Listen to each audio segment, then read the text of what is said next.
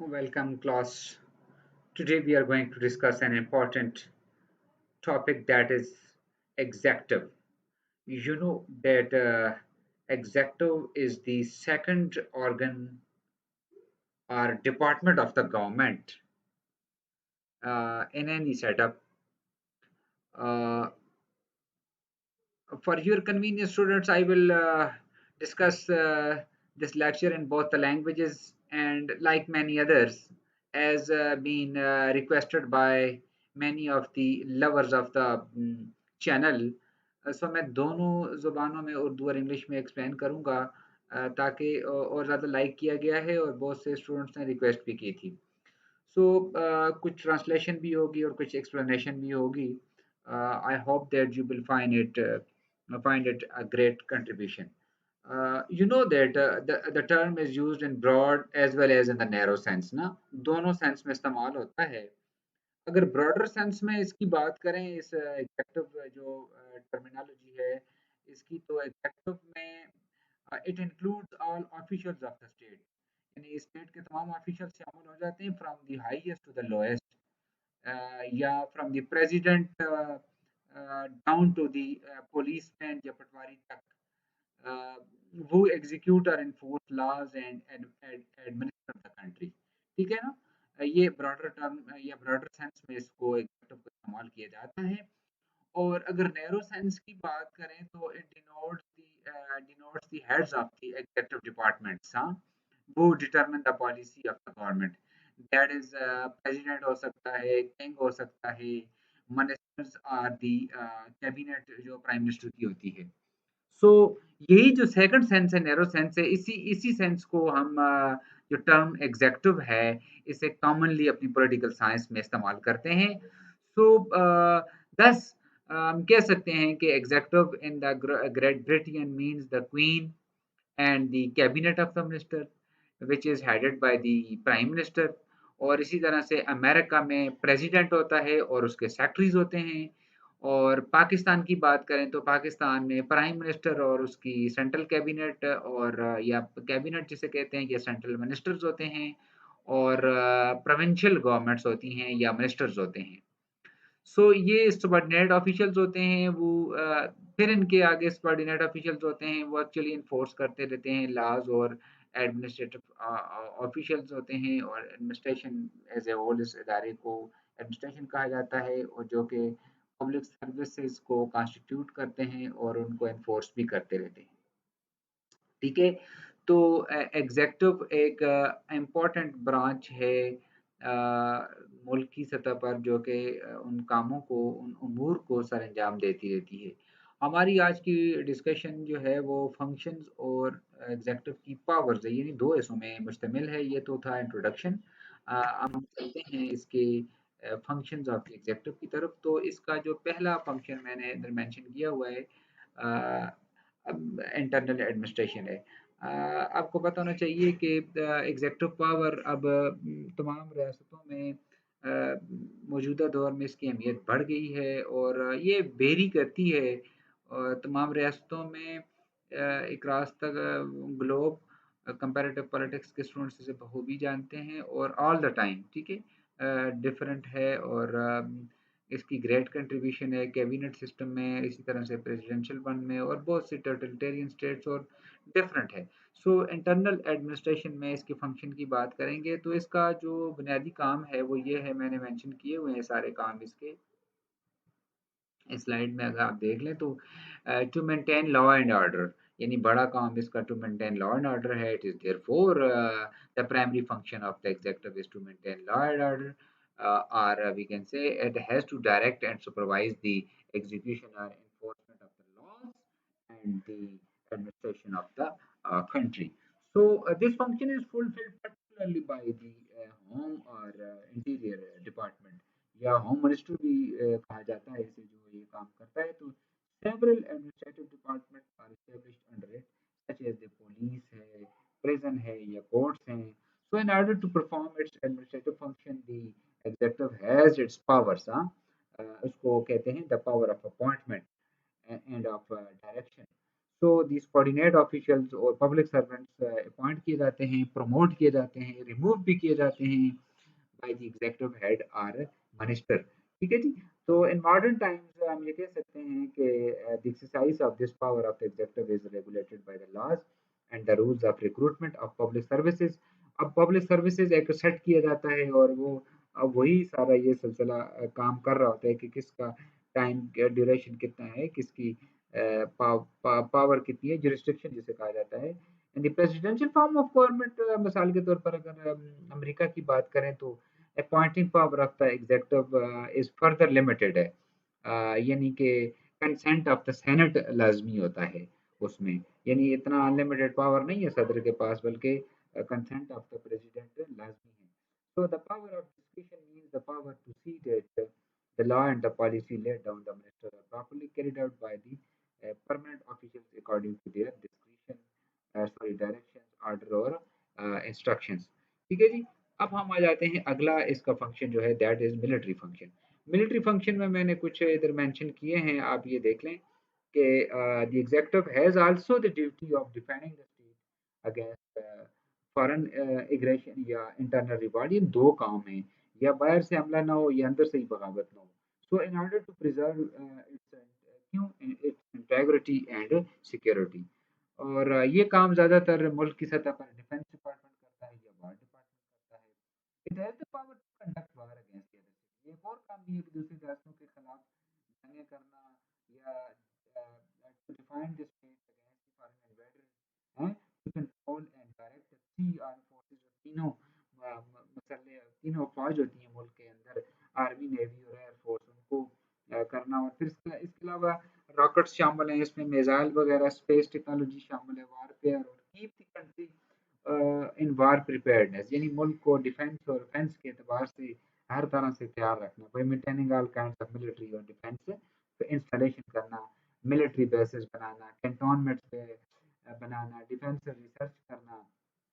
और ये military function का ये भी है कि ये डिक्लेयर करता है वार को, पीस के हवाले से बात करता है, डिक्लेयर स्टेट ऑफ इमरजेंसी और मार्शल लॉ और स्टेट ऑफ सीज। ठीक है ना। पार्लियामेंट्री गवर्नमेंट में द मिलिट्री फंक्शन जो है इसके जो है वो that is perform with the confidence of legislature. ठीक है। जबकि प्रेसिडेंशियल गवर्नमेंट में प्रेसिडेंट अपनी कांग्रेस से वार के हवाले से ये सीख करता है कि मुझे ये जंग करनी चाहिए, तो जंग के दौरान इसकी अहमियत ज़्यादा बढ़ जाती है। ठीक है। अच्छा, अगला चलते हैं जी डिप्लोमेटिक फंक्शन। डिप्लोमेट हर रियासत में, हर रियासत यानी every state is sovereign and independent, but it must have relations of various kinds with other states. So these are diplomatic or foreign relations. They are conducted with by the foreign minister or external department, जो कि foreign minister इसको head कर रहा होता है, और secretary of state for foreign affairs बहुत जगहों पर, ये जिस अमेरिका में ये नाम है ना, secretary of state for foreign affairs. तो ये डिपार्टमेंट अपॉइंट करता है डिप्लोमेटिक रिप्रेजेंटेटिव्स को, और जो फॉरेन, जो बाहर की, जो फॉरेन स्टेट में काम कर रहे होते हैं, या उनके डिप्लोमेटिक स्टाफ को रिसीव करता है अपने मुल्क में, और नेगोशिएशन करता रहता है, ट्रीटीज के हवाले से काम करता है, एग्रीमेंट्स के हवाले से काम करता है, defence treaties, friendship, commercial treaties, agreements. ठीक है ना। और अगर अमेरिका की बात करें तो USA the treaty making power of the executive is subject to approval and ratification of the both houses of the legislature. यानी अमेरिका में सदर को इतना इख्तियार नहीं है कि वो ये करे, तो उसको कंसेंट लेनी पड़ती है अपनी कांग्रेस से, दोनों हाउस ऑफ रिप्रेजेंटेटिव और यानी दोनों लेजिस्लेचर से उसको लेनी पड़ती है, और तब जाकर वहाँ ये काम होता है। Diplomatic function executive power of president America की। ठीक है ना। ये थे इसके डिप्लोमेटिक फंक्शन। अच्छा, अब हम चलते हैं इसके ये थोड़े से थे जो मैंने आपके सामने डिस्कस किए कि greater in cabinet and lesser in presidential minister sits and legislative and get bill pass और sent by chief executive in must. आखिर में मैंने वो एग्जांपल की हुई है ना, पावर टू वीटो अमेरिका के सदर के पास होती है, जो कि यहाँ आप देखें कि स्पेशल सेशन भी बुलाता है एग्जीक्यूटिव, और पावर टू वीटो यानी कि वो अगर उसकी वो ना मानी जाए बात, तो वो फिर वो उसको सस्पेंस कर देता है और परमानेंट वीटो में शामिल हो जाता है।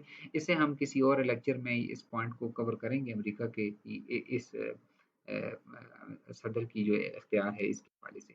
ठीक है। अगला, next, financial functions. Financial functions क्या हैं? हर रियासत आपको पता है उसको यानी मतलब स्टेट का सिस्टम चलाने के लिए और ये लाइफ ब्लड है उसको चलाने के लिए तो every government collects and spends large sums of money. So this task is performed by the finance department करते हैं मुल्क का, जिसको फाइनेंस मिनिस्टर चलाता है और this department prepares the budget, the annual statement of the income and expenditure of the government, submit it to the legislature for its approval, and then collect the taxes and spend them according to the budgetary allocation. और ये audit भी करता है expenses का, revenue का for all departments of the government. ठीक है जी। अगला है जी हमारा जुडिशियल पावर, यानी सदर की जुडिशियल पावर क्या है? सदर की judicial power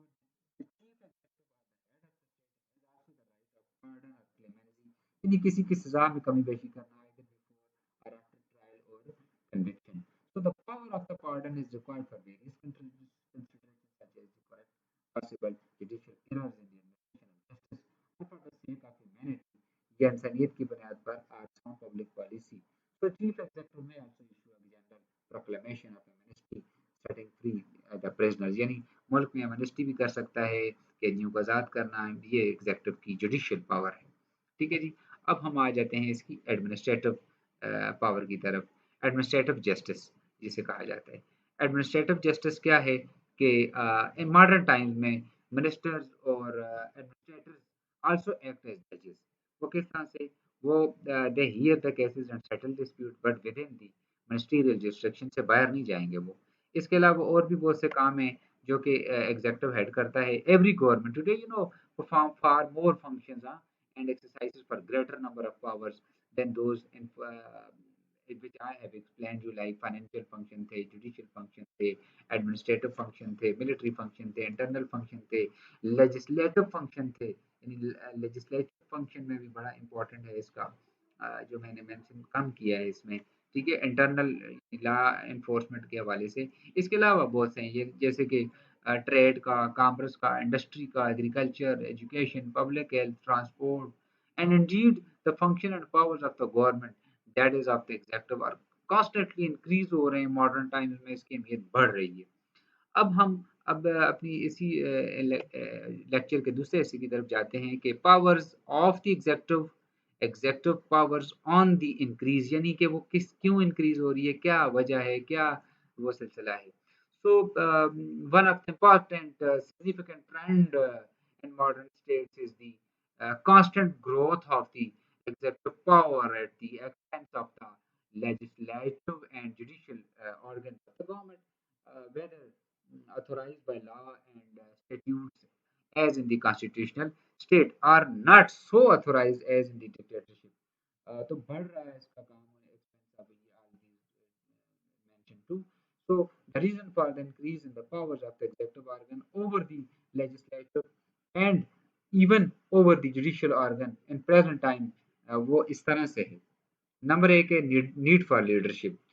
government is a phenomena of leadership, यानी गवर्नमेंट है ही, यानी वो 19th सेंचुरी में अगर द पार्लियामेंट्स अगर in the 19th century the parliaments are the legislatures were able to provide leadership both in the government and to the people, but they have now failed to do so.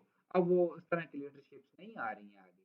So on the other hand क्या हो रहा है? The executive now provides it once again in a far more successful manner, while the legislature and the judiciary have demonstrated their incapacity या inadvocacy to cope with the detail and the complex। तो यही वजह है कि वहाँ से वो नहीं आ रही है और फिर एग्जैक्टिव फेलियर नजर आती है, डिटेल्ड कम्प्लेक्सिटी और प्रॉब्लम नजर आती है मॉडर्न सोसाइटीज में इवन। तो एग्जैक्टिव लीडर्स हमें नजर, वेदर प्राइम मिनिस्टर हैं, प्रेसिडेंट है या डिक्टेटर्स हैं, तो हमेशा फिर इसका दूसरे रास्ते से डिक्टेटर्स आकर एग्जैक्टिव ऑर्डर्स को हाथों में लेना और फिर उस सारे सिस्टम्स को सैबोटेज कर देना।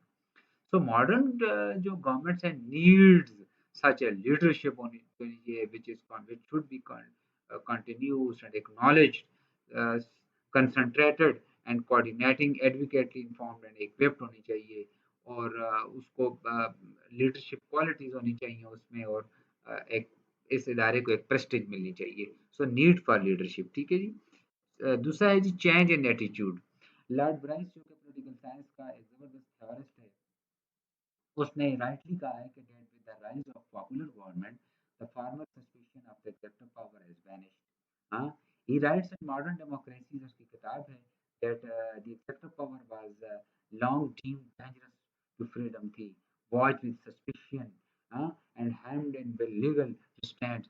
But when the power of the people, यानी consent of the people जिसे कहा जाता है ना, had been established, जब से ये हुआ है, वो वे long usages, these suspicions have vanished.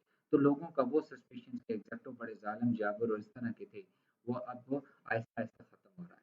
ठीक है जी, आगे चलते हैं कि decline of the legislature. Legislature भी अपना काम अब नहीं हो रहा है ठीक तरीके से। Legislature have also declined in importance and influence due to several causes. So they are overburdened over here with work and cannot perform the duties that they have delegated to the executive. ठीक है जी? So the system of territorial representation is defective and inadequate. So the method of election and party system do not encourage best men to enter them.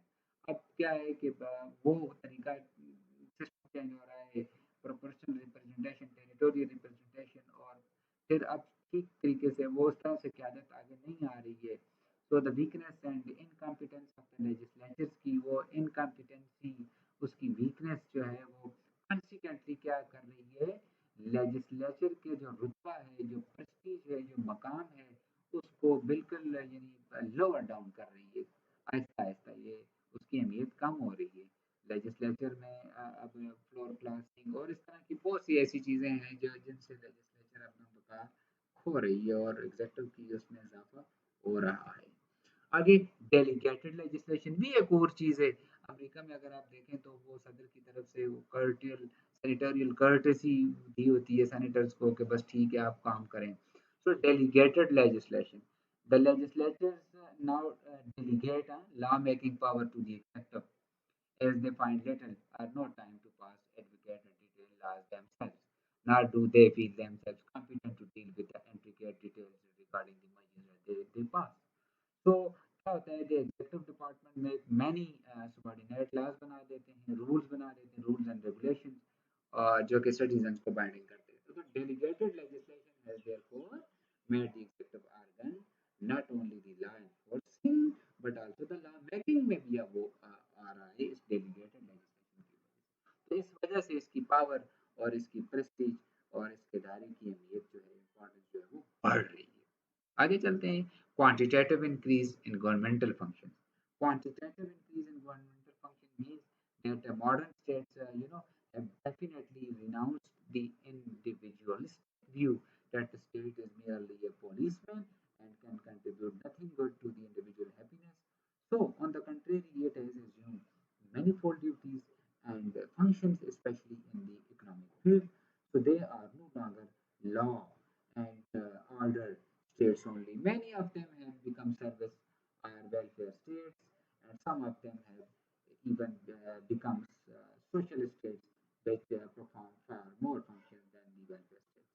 Almost every modern state now deals with such matters as industry, agriculture, public health, sanitation, education, commerce और trade तक की बातें हो रही हैं। Even के वो road बनाते हैं, railway, bridges, communication, control, floods, reverse, canals, dams, power plant और करेंसी और काइनेज और तमाम चीज़ें उसमें वो आ रही हैं। तो इस तरह से रोल जो है इनका बढ़ रहा है। ठीक है जी, आगे है एक और point, that is the elected executive. अब unlike the monarchies of the old, when the executive heads, the kings or the emperors या हेरिडेटरी रूलर जो थे वो होते थे, मॉडर्न एग्जेक्टिव अब उस अंदाज से तो नहीं आ रहा है। वो इलेक्टेड है, वो लोग उसको जिन ये रिपब्लिक जिन कंट्रीज के साथ देखा जाता है ना, तो वहाँ के एग्जेक्टिव इलेक्ट किए जाते हैं, इलेक्ट होते हैं। ठीक है जी, इलेक्शन के जरिए आते हैं रिपब्लिक्स में। So whether he may be president और prime minister, so the elected जो executive है, he enjoys greater powers and more prestige. So partially because that he holds his office by general consent and partially because he is supported by an organized political party. ये तो लोगों का consent भी हो और एक सियासी जमात का भी उनको एक तरह से सपोर्ट हासिल होती है। तो इस तरह से एग्जेक्टिव की इलेक्टेड एग्जेक्टिव से होने से इसकी पावर में इजाफा होता रहता है। ठीक है जी। पार्टी डिसिप्लिन एक और जबरदस्त बात है कि पार्टी डिसिप्लिन ही इसको आगे लेकर आएगी। Another cause of the growth of the executive power is the organization and rigor of party discipline over its members। हैं आप जो भी चार्ज करें लेकिन पार्टी का बंदा ऊपर ही आएगा। तो political parties are well organized and exercise strict control and discipline over their members, whether they are ruling or opposition parties. So the ruling parties must do so to keep themselves in power, and the opposition parties in order to withdraw the existing cabinets and seize political power. ऐसा हो जाता है। So they control their members even in the legislatures during parliamentary debates and voting on the bills or policy. So the legislature are therefore reduced sort to registering ciphers. Huh? So they pass laws which are introduced and backed by the executive। Executive जो करती है उसको उनको ही वो करना पड़ता है। तो पार्टी डिसिप्लिन की वजह से भी इसकी अहमियत बढ़ गई है। एक और है public opinion. Executive has acquired greater control over the agencies of the public opinion. अब इनका कंट्रोल जो पब्लिक ओपिनियन की एजेंसीज है ना, पब्लिक ओपिनियन की एजेंसीज कौन कौन सी, जैसे टेलीविजन हो गया, रेडियो हो गया, प्रेस हो गया, तो यहाँ पर भी एग्जेक्टिव की अहमियत बढ़ गई है, ज़्यादा हो गई है। तो इसने लेजिस्लेचर की अहमियत को कम कर दिया है। जहाँ पर के ज़्यादातर free expression of public opinion हुआ करता था, अब वो दूसरी जगहों पर वो आ रही हैं चीज़ें, और इस तरह से अहमियत उसकी और बढ़ गई है। एक और पॉइंट है मॉडर्न वार्स, जंगें। ठीक है। तो मॉडर्न वार्स जो हैं आजकल वो टोटल वार्स ही हैं, जो कि फर्स्ट वर्ल्ड वार के बाद ऐसा हुआ है। ठीक है जी। तो they have enhanced the powers of the executive. तो moreover the habits acquired during war time tend to persist during peace time. और लोगों की आदतें वही अब वो उसमें भी वो करना अच्छा समझते हैं, और बाज़ पार्टीज भी उनको सपोर्ट करती रहती हैं। तो people continue to look to leadership for the executive even when the war is over, और उसी की तलाश में होते हैं, especially in modern times। Pakistan में भी ऐसा हुआ है, और कि उनको पसंद किया जाने लगा।